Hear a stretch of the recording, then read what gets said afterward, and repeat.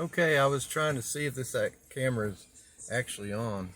It's kind of hard to tell, really. I'm reading a book here. I wanted to read an excerpt out of a book. It's by a man named Kevin Gerald. And the name of the book, the title is Mind Monsters. Subtitle, Conquering Fear, Worry, Guilt, and Other Negative Thoughts That Work Against You. The chapter that I particularly wanted to read here is chapter 6 in the book. And this chapter is called Retraining Your Mind. Okay, begin reading. Computers seem to be everywhere today, in homes, offices, and even cars. How a computer works is similar to how your mind works.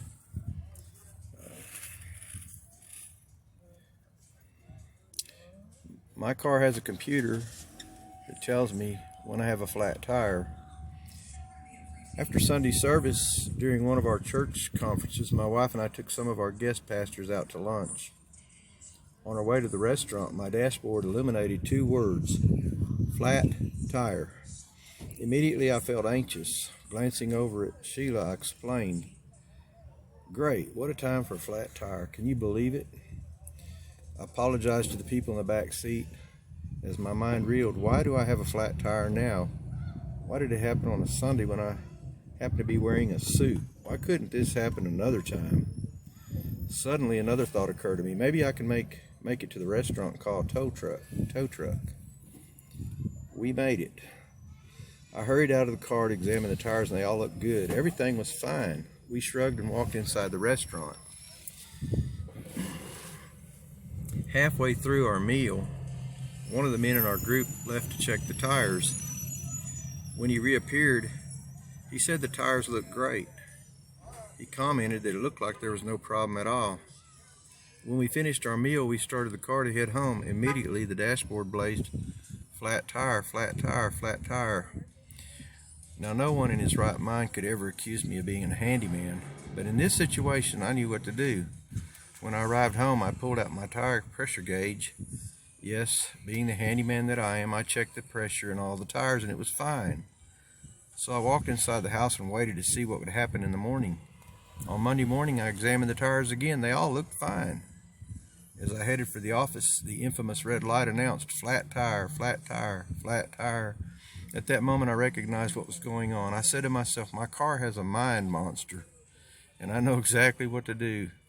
In a gesture of fun, I announced, I recognize you, I reject you, my tire is not flat.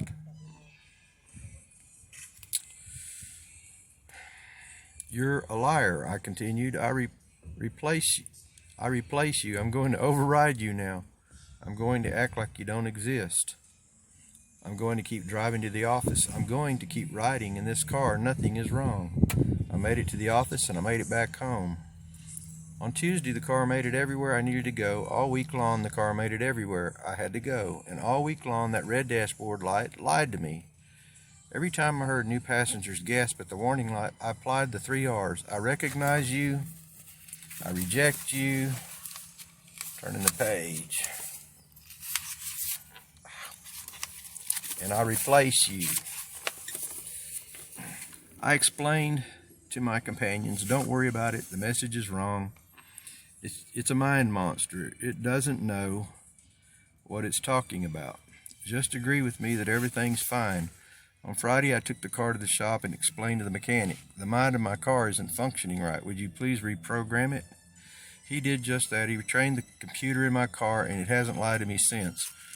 Retrain your mind to get rid of a mind monster. Recognize it, reject it, replace it, and then retrain your mind to think differently. Now that sounded pretty good. It's true. Sometimes we get things in our mind that aren't right. They nag us. And they worry us.